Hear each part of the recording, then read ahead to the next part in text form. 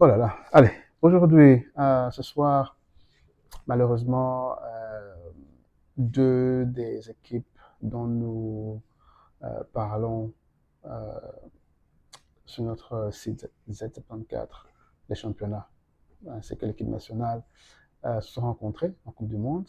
Malheureusement, l'un d'eux devait tomber, le Mexique et l'Équateur, et le Mexique a remporté haut la main. Ils ont très bien joué ce match, avec un Quiñones qui continue euh, d'éblouir et qui maximise ses chances, comme il le faisait à l'époque où il était chez les Tigresses, avec un certain, pour les francophones, André-Pierre Gignac.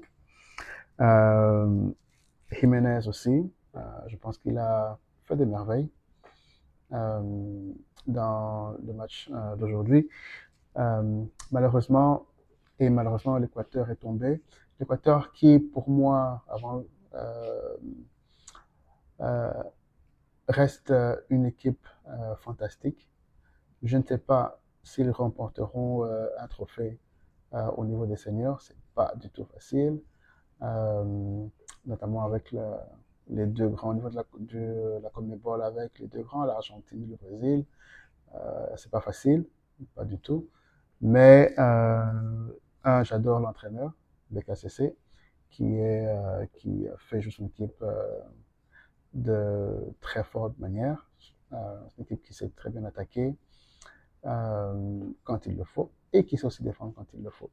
Et le talent, en tout cas, ils l'ont. Pour tous ces jeunes qui sortent de l'académie d'information d'Independiente del Valle font les beaux jours de l'équipe. Donc, à l'attaque, on a découvert Plata, qui l'entraîneur, le joueur de Flamengo, euh, qui a bien tenté aujourd'hui. Je pense qu'il est un peu trop désolé à mon goût. Il a bien joué. Je pense qu'il aurait pu aussi tenter plus de tirs. Un peu aussi comme Angulo, le joueur de Sunderland, qui j'aurais aimé qu'il puisse aussi tenter beaucoup plus de chances. Je pense qu'il a fait un peu trop de gris-gris. Mais sinon, le monde a découvert des joueurs comme Vité, qui est euh, pour moi l'une des personnes sous-cotées. Il est vraiment, vraiment sous-coté. Donc, si vous ne le connaissez pas, vous n'allez pas, vous allez penser que c'est un joueur euh, moindre, mais en réalité, c'est un très, très bon joueur. Bon, bien sûr, il joue au Mexique, dans l'équipe de Pumas, UNAM. Et bien sûr, Caicedo, on le connaît. On connaît Pacho Incapié et le vieux Ener Valencia, pour qui je pense que c'est la dernière Coupe du Monde. Donc c'est ça, cette équipe, en tout cas cette équipe pour moi de l'Équateur, c'est vraiment l'équipe du futur. Et pour ceux qui ne le connaissent pas, on a eu juste une petite apparition de ce jeune joueur de 19 ans, Kendry Paez. Il portait le numéro 10. Euh, pour vous dire, oh, ce petit-là, c'est un petit qui est très, très, très, très, très talentueux. Un autre issu de l'Académie d'Independiente del Valle. Euh, je pense que ceux qui ont fait attention ont vu son toucher de balle. Maintenant, il est à River Plate. J'espère, j'espère vraiment qu'il saura être dans le club qu'il faut pour l'aider dans sa progression et que surtout il tombera sur un bon entraîneur qui saura l'aider. Je pense que bon, malheureusement Gallardo est parti de River Plate, donc ça peut être un peu compliqué, mais si il tombe sur un bon entraîneur, bon, c'est pas qu'ils sont nombreux non plus, hein, bien sûr un Bielsa, euh, Bielsa tu le prends 6 mois, tu apprends quelque chose et puis allez, tu pars parce qu'il est insupportable. Quoique pour moi, c'est toujours le dieu des entraîneurs. À quelqu'un comme ça, un Pep, euh, Luis Enrique, un peu ce genre-là, quoi. S'il a un entraîneur, pardon, de ce calibre, je pense qu'il pour bien le canaliser. Ouf, Paez, c'est l'un des joueurs de futur. Euh, et donc, c'est ça pour l'Équateur. Donc, ils rentrent chez eux, malheureusement. Ils auront eu une bonne Coupe du Monde, à part le match euh, de groupe raté contre la Côte d'Ivoire. Euh, j'ai beaucoup aimé ce qu'ils ont fait contre l'Allemagne. Maintenant, la prochaine séance, c'est la prochaine Copa América. Alors, euh, Copa América qui s'annonce difficile, encore plus difficile vu les talents.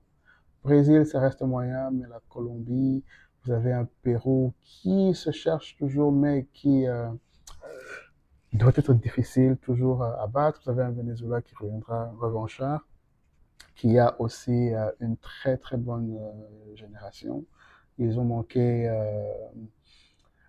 c'est la Colombie qui les a éliminés pratiquement le dernier jour au profit de la Bolivie, qui reste une équipe assez moyenne, avec le Chili aussi qui doit se reconstruire.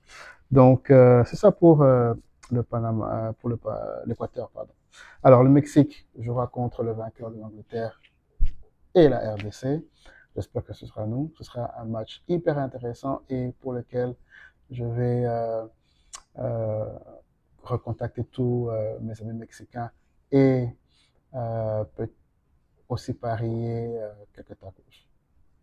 J'ai parié des salchipapa pour le match de la Colombie.